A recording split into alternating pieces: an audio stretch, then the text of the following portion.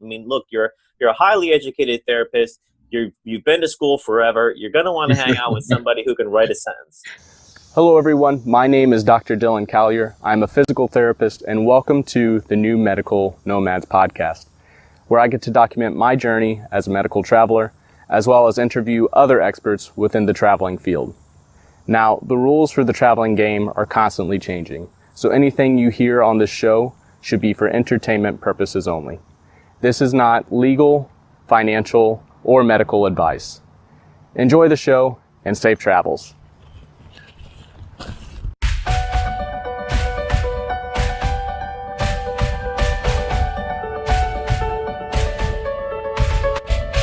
Speaking of Google and Snapchat, are there any other apps that you use when you typically visit other places? Or it doesn't necessarily have to be an app either. It could be like an item that you always take that's really helped you among your travels. I have a Bluetooth radio like that. It's like a bookshelf type of thing that it's like I always have my music with me, which is nice, be able to like jam out to some like really great tunes without like having like a 3-piece stereo set with speakers and all that stuff. It's just one big old unit, and so that's kind of nice. That's kind of my luxury item that I travel with is my bookshelf Bluetooth speaker.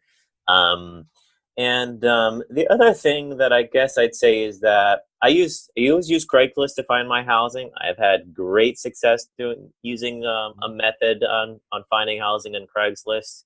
So, I mean, I'm happy to share that right now if you think your audience would be helpful with. Yeah, that'd be awesome. I'd appreciate that.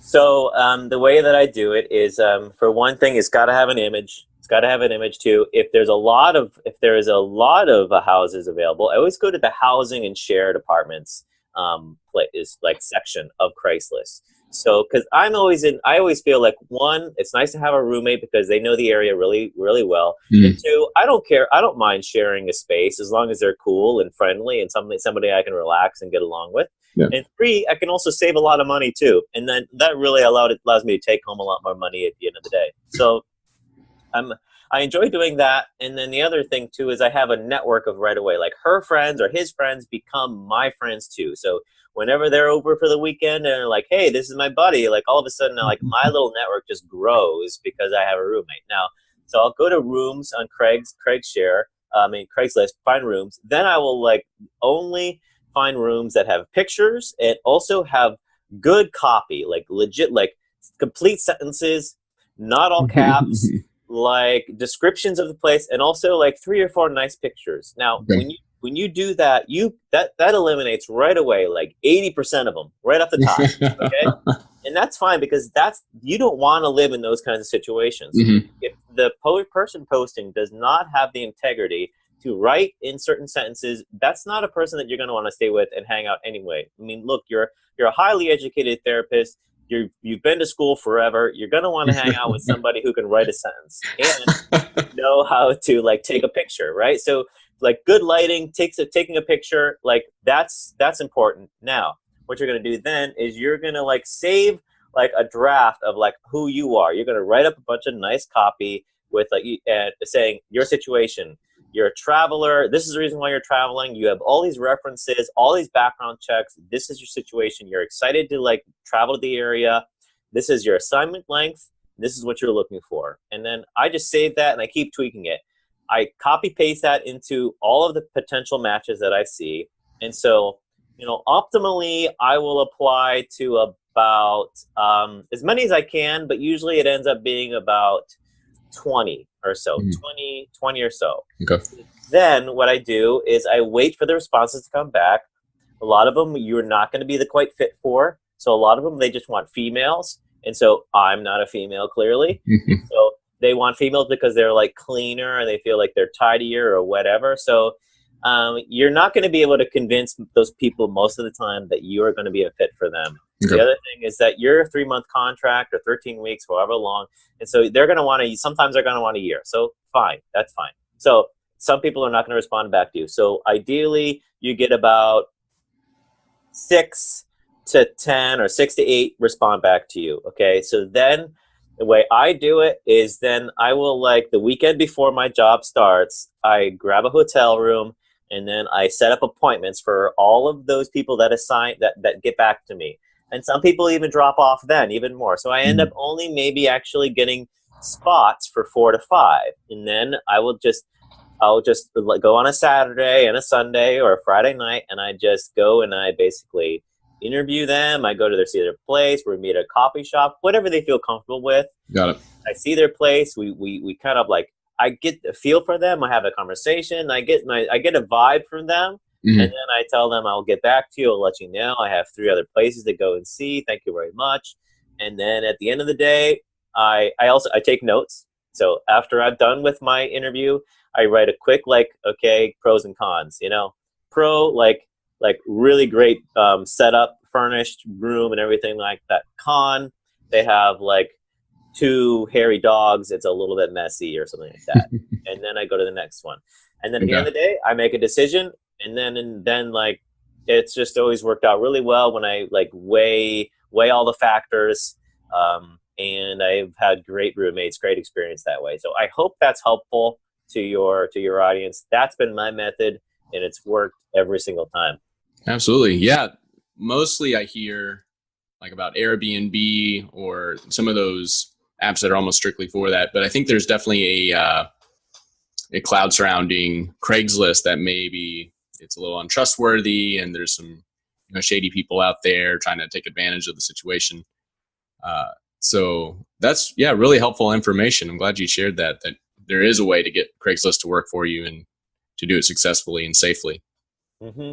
I mean, there was always shady people, but there are my experience, lots and lots of good people that have solid reasons for wanting to rent a room out. And so you can usually, I've always been able to vet those out. So do your due diligence, use some common sense. And I think it's one of the, except for RVing, that's probably one of the best ways to maximize your income, maximize your amount of money you're taking home. Got it. 2 questions about that. 1, have you looked into an RV? And 2, when you're scoping out those people, do you usually leave it up to your intuition whether or not you think it's going to work, or have you gone against that and lived with somebody that kind of met all your check marks and has it worked out either way? I've thought about an RV. I don't have I really don't have the income to put down on an RV. I think I would like to spend, between 50 and 100,000 on an RV. Wow. To really have an awesome setup that I would use for a long time. And I just don't have that disposable right now. So number 2, I've always balanced between what my gut says and also the checklist of what I have: safe, comfortable, the amenities or basic amenities are met.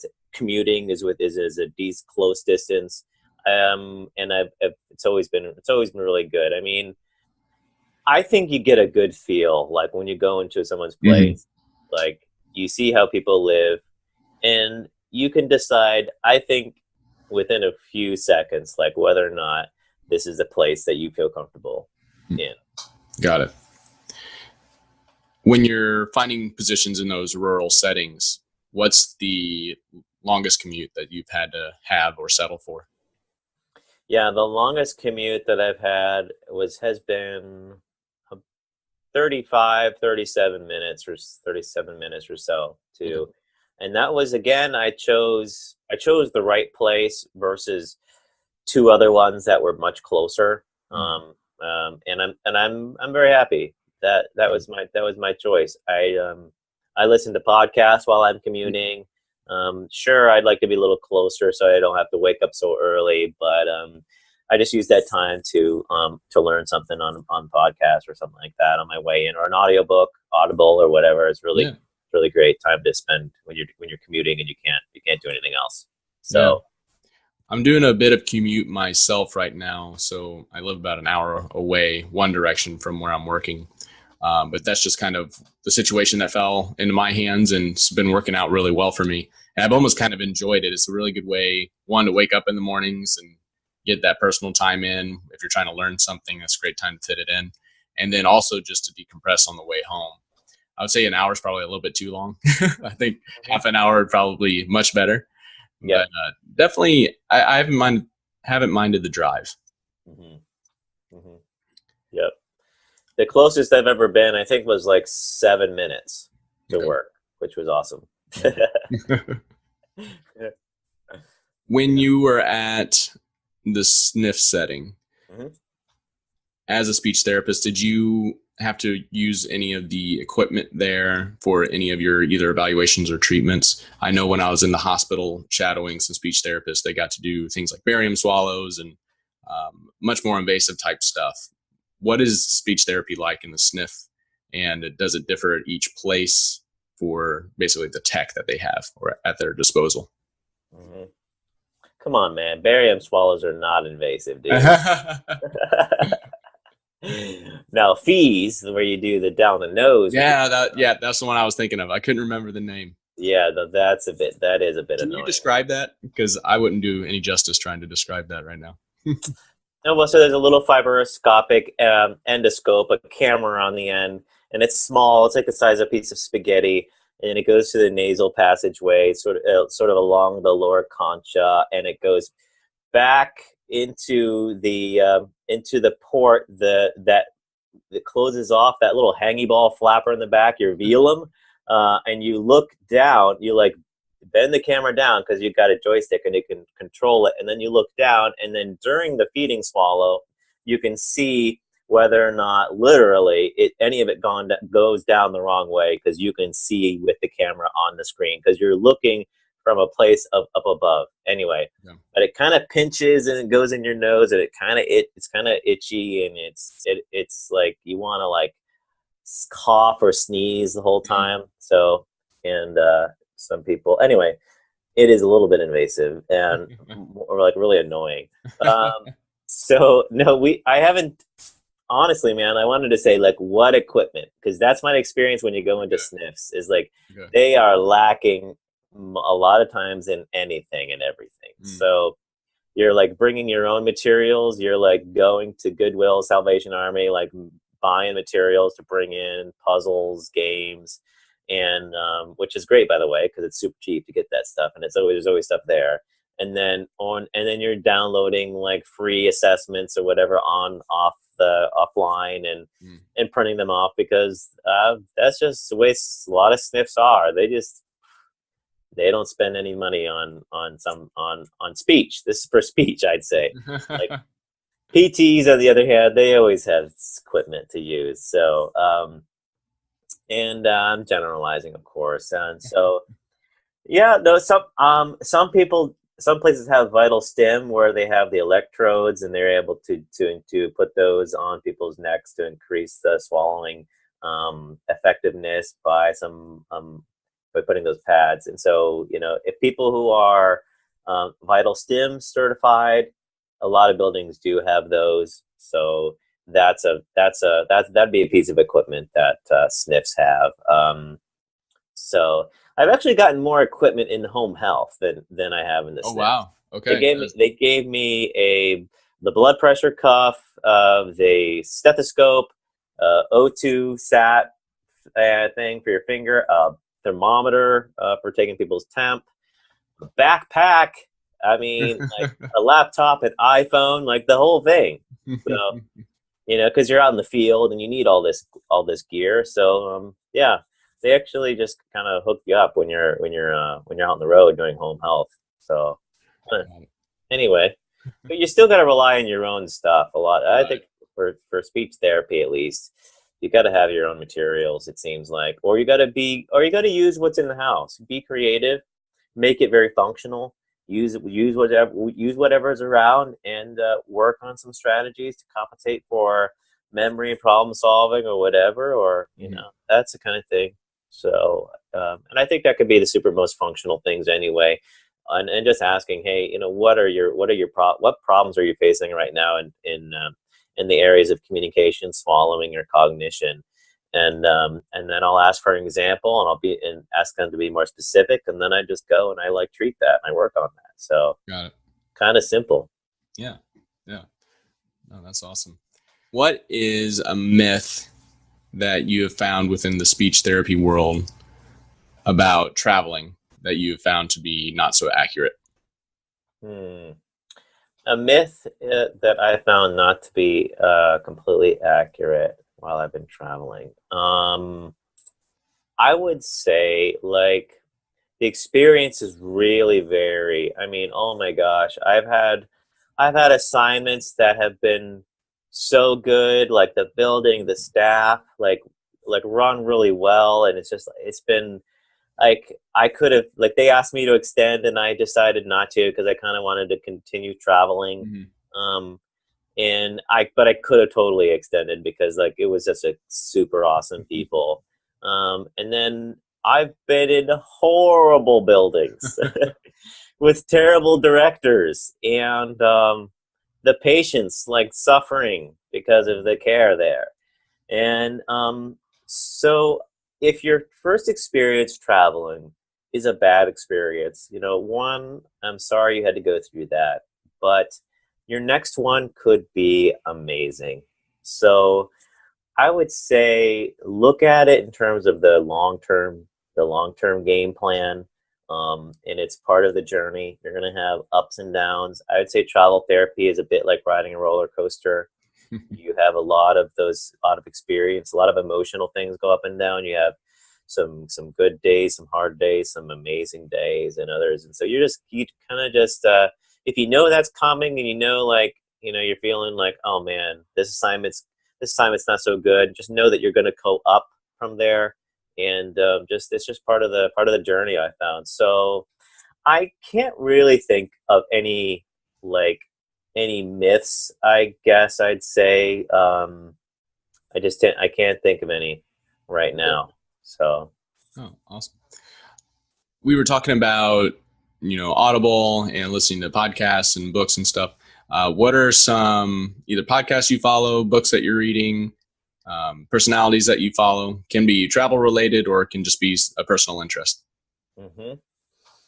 So travel related. I mean, I really have owe a debt of gratitude to Laura Latimer and Nomadicare. She helped me get started in this whole thing, and so I've enjoyed her materials, her content. I think it's spot on, and I think she's got a great heart. So, and personal related, I'm listening to a few different podcasts. They're all in the entrepreneurial space right now. So one of them is Smart Passive Income by Pat Flynn. Another one is Starting from Nothing. That's the Foundation podcast with Andy Drish and Dane Maxwell. Another one is Andrew Werner, who starts his podcast is called Mixergy. And all of these are podcasts that are about starting a business, specifically like in software or tech. And and books right now, I just finished the book, The Untethered Soul, by Michael Sayer, I think his name is. And it's an awesome book. It is a sort of spiritual self-development, self-help type of book. And right now I'm reading the Ultimate Sales Letter by Dan Kennedy. Yeah. So that's currently what's on my iPhone and on my bookshelf. Very cool. Very cool. I've noticed a little bit of a commonality between some of the guests I've had and the traveling, the medical travelers that I've spoken with. But for whatever reason, there tends to be a personality there that not only goes well with travel, but also well with entrepreneurship and kind of wanting to better yourself along those lines. So I hear those podcasts are new to me, so I'll definitely have to check those out. But the types of books and kind of like the sales machine that you're talking about usually pop up a little bit. And we were talking about the why earlier, and usually the persons that are into those entrepreneurial podcasts, that's always a question that comes up to those who might not be so into that. Usually haven't ever heard that question before, but it's a great question. Mm-hmm. Yep. Yeah, check this stuff out, man. It's good.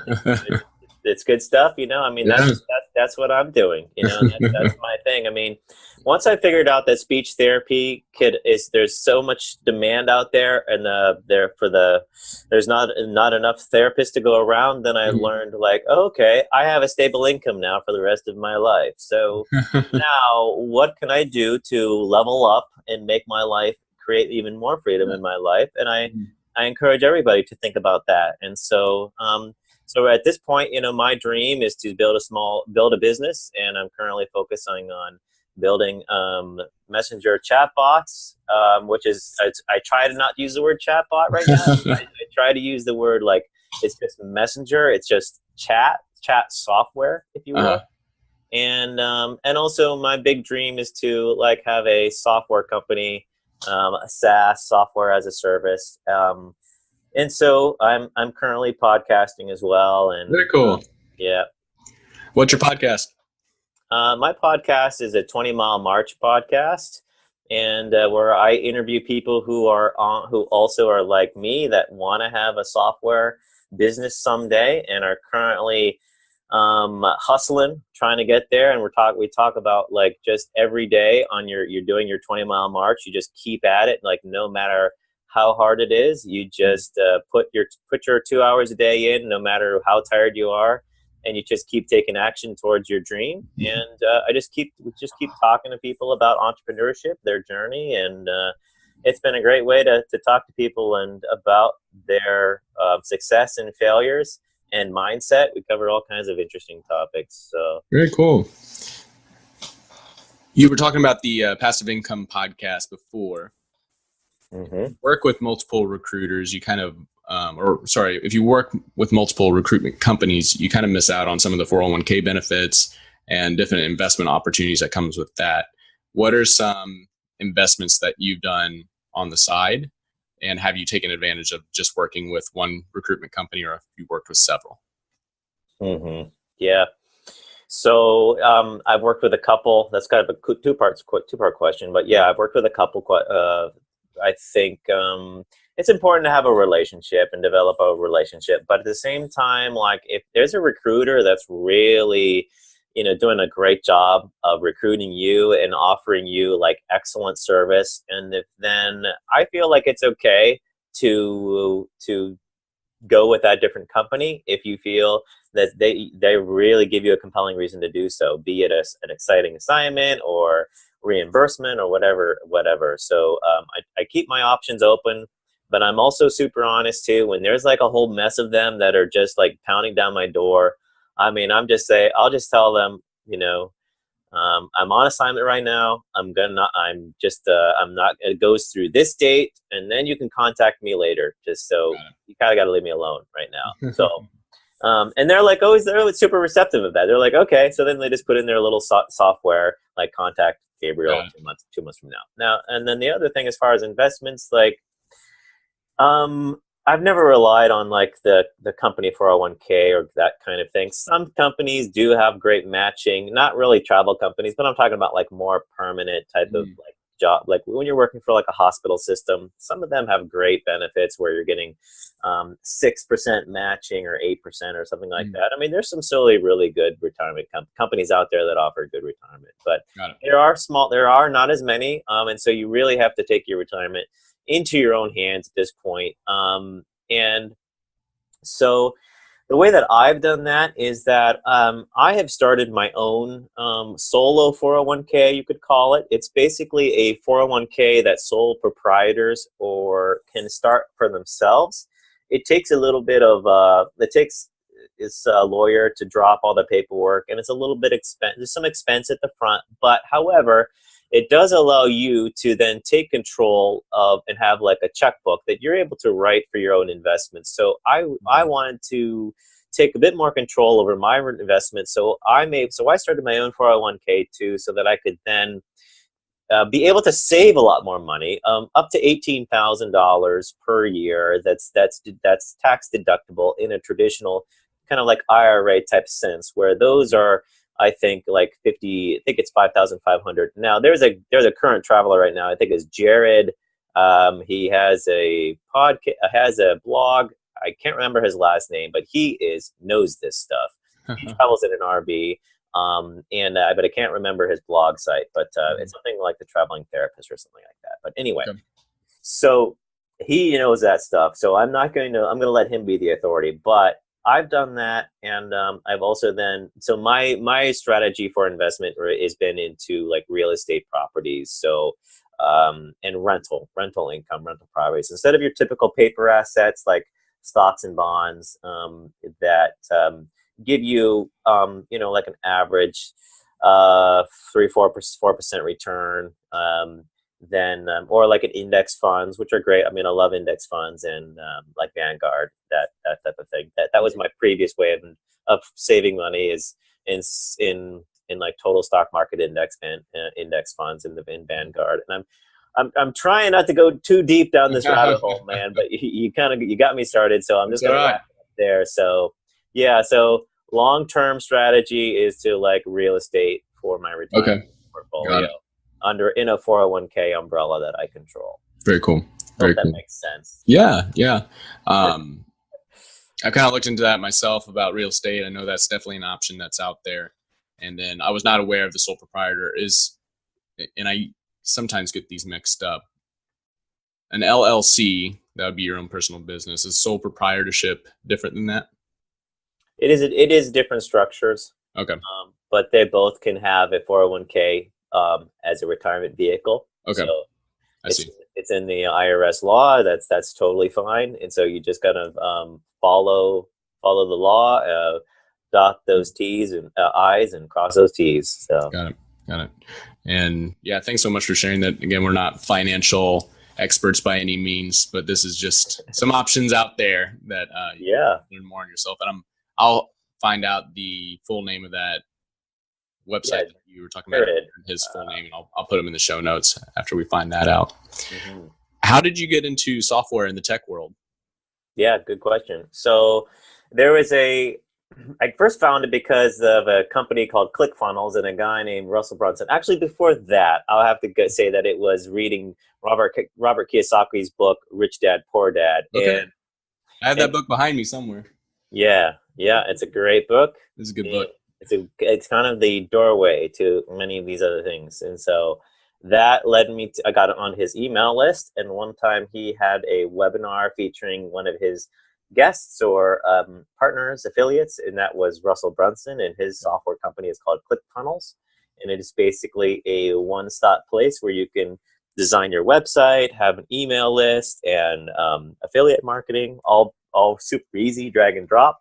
And once I got onto that list, that then led me to another doorway, which was a entrepreneurship program called the Foundation. And that's where I decided to join the Foundation and join an awesome community of people there that have rocked my world and basically taken me through this step-by-step process of discovering your customers, discovering painful problems that businesses have, and then brainstorming possible solutions around their problems and pre-selling those, and getting 10 customers and scaling and growing from there to a software business that solves people's problems and helps people. So that's how I got into entrepreneurship and software. Cool. Yeah, that's really been very organic. Just kind of one step to another over like a couple of years. Just followed that. Keep following that breadcrumb trail, you know. Yeah, that's a really cool interest. Used to work at Radio Shack for I was counting it up the other day because I visited home recently, and we weren't able to do this episode then because of connection issues, because I'm from a fairly small town, but there was a Radio Shack there in town. I think I worked there about 6 or 7 years, and I would come back from school and work on the weekends, and I had an awesome manager, awesome boss. It was just a really good experience, but that's how I eventually got into more techie stuff. So I was always kind of a video game nerd growing up, but I've never really dove into software development. I got a little bit into coding, found out I was way in deep over my head and I was not prepared for that commitment. Has that been something you've tried, coding as well? Does that kind of go along with it, or? A little bit. I'm not a coder myself. I mean, but I did take a little bit and know some. But like really though, there's plenty of developers that would will to work with somebody. It's really more about like the discovering that painful problem and working on finding a legit solution that like it's got to be something that people are willing to open up their wallet and pay for. Okay. Like, if you discover that like this problem, no businesses are really willing to put down any money, and if they're not willing to put down $100 a month for it, then you haven't really found a problem like that's really worth anything at this point. So essentially, you got to just keep calling, keep emailing, keep knocking on doors, and then when you do find something, and if you have something that people will be like, absolutely, like take my money, please. Then you can work on hiring a developer and then designing the user experience, wireframing it out, sketching it out on paper, getting your specs all set up for a developer, and then finding the right developer through a network, through your friends or network or whatever. So you don't have to be a coder or a developer. You basically just need to have the dream, and you need to be passionate about it. And that's what you want to do, you know. Again, I'm circling back to that why. You have to really be clear on why you're doing this, because after working, you know, you go do your job and you work out and you like make dinner and all that other stuff like that. Like, you know, if you want to chill and like watch Netflix or read a book, that's fine. You know, that's no problem. But so your why is going to drive you towards like, I'm just going to continue to work hard, and like, in my spare time, I'm going to get up early, I'm going to stay late, and just continue to work on this bigger dream or you have for your life. So it's utterly up to you. Yeah. Well, I was going to ask you, what would you tell somebody kind of on the fence of whether or not they should travel, but I think you nailed it on the head with that one. Feeling pretty pumped after that. That was good. Good. Gabriel, is there anything else that you wanted to tell the listeners here today before we wrap up? No, I mean, feel free to contact me, get a hold of me. My contact information will be in the show notes, and I'm happy to jump on a call and like help any speech therapist or anybody who wants to like get into therapy and whatever. You know, I'm an open book, and I'm happy to help out in any way I can, and and learn from other people's too. You know, I'm happy to do that too. So awesome. Yeah. And I'll be sure to add, so we have a closed group on Facebook, the New Medical Nomads. So I'll be sure to add you in there. If anybody's already part of the group and has a question, you can tag Gabriel in that, and I'm sure he'd be more than welcome to reach out to you. Also, if you're looking for the next updates of the show, find the New Medical Nomads podcast Facebook page. That's where all the official launches will be. But if you want to find episodes like this a little bit earlier before I officially launch them, go ahead and go to YouTube, the channel there, where all these can be found, and you'll get a little bit, probably a week or two heads up before the episodes officially launch and through the other platforms. But Gabriel, I appreciate you so much for coming on. You have brought some awesome knowledge to this show, so I really appreciate that. And we'll be sure to get your other contact information down below, and also the podcast and everything else that you're doing. Sounds really exciting. Thanks, Dylan. I appreciate it, man. It's been a real pleasure spending some time with you. And I can't wait to keep following you in your journey as you make more of these podcasts and get the message out and grow your group on Facebook and YouTube subscribers. That's awesome, man. I think what you're doing is fantastic. And so great. It's been an honor to be on your show. Thank you. Thank you. Bye.